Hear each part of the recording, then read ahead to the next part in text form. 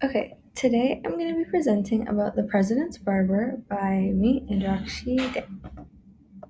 So here are some details of the movie to start off with. So the movie's name is obviously The President's Barber, and it is a South Korean comedy drama film. And the director of this film is Im Chang-sang, who was born in South Korea in 1996. So in his tenure as a director. He's directed two movies, one including The President's Barber, and then the second one is My Love, My Bride. So The President's Barber was released on May 5th, 2004, almost over 20 years from now. So here's some of the cast for this film. So Song Kang-ho starred as Seong Han Mo, who is the barber and essentially the main character of this movie. Moon So-ri was Kim Min-ja, who was the wife of the barber.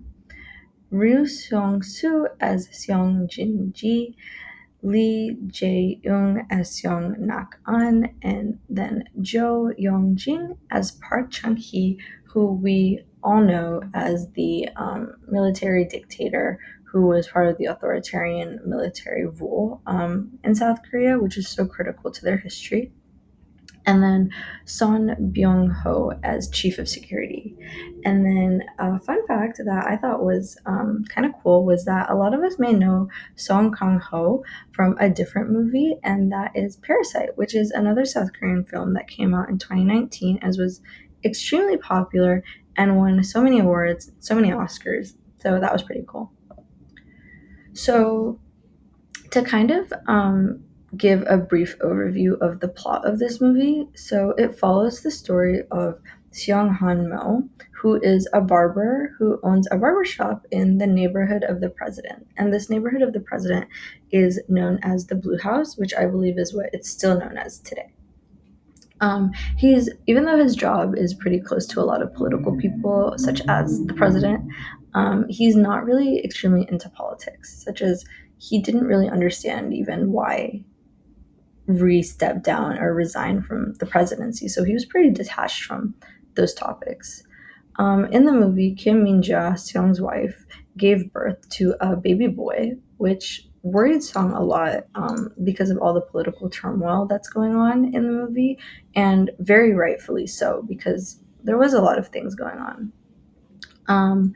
The story in this movie covers almost 4 decades worth of history. So it's a pretty large portion of South Korea's history and some of the most critical and important things that happened.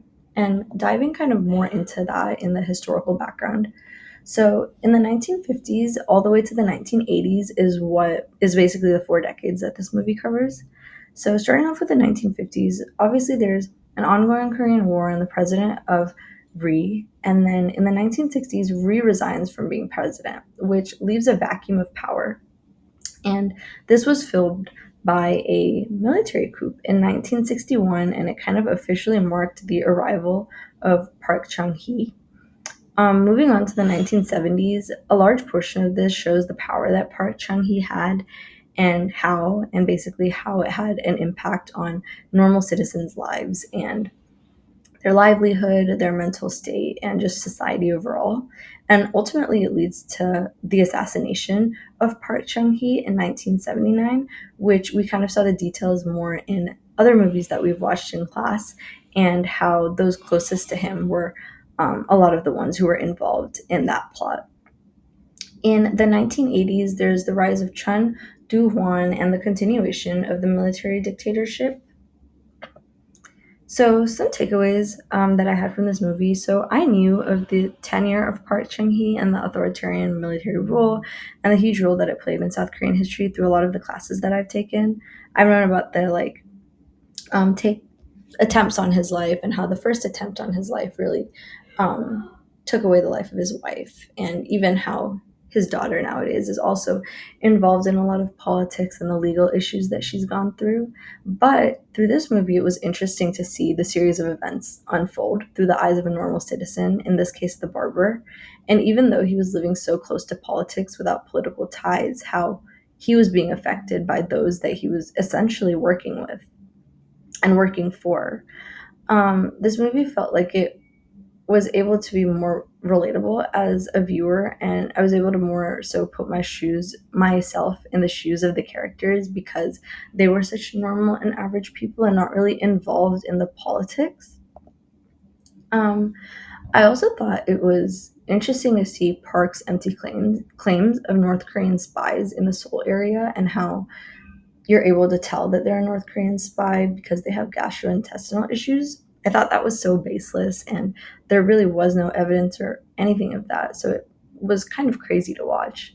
And what was more crazy and heartbreaking was the torture that the son had to go through because of him having a stomach ache, which is and probably was the most natural thing ever. I thought that this was kind of similar to the Red Scare in the United States, which kind of dealt with communism more so, because there were so many baseless claims that led to so much severe mental torture and so many bad outcomes in society. So I thought that the barber actually might be representative of the overall sentiment of South Korean society because as the movie progressed and as Park's regime continued, the barber's mood was on the decline, whereas when his regime ended with his assassination, there was kind of better sentiment and better moods. And so I thought that this could be a mirror to kind of how society felt during those times. And kind of going on more of my reflections on the movie. So I did have questions on the comedic aspect of the film, and is it appropriate for a movie like this to be comedic? And so I personally actually liked the mix between comedy and true history because I felt like I was left with feelings for those who were suffering under the regime, and I had empathy for them, and I could understand kind of what they were going through, and really saw the effects of such a regime on society. But then the lightheartedness of it brought in kind of a human aspect and the aspect of how a normal citizen goes through things like this. And so I thought that that was something that was really interesting, and I could appreciate a take like that in a movie like this. Thank you so much for listening.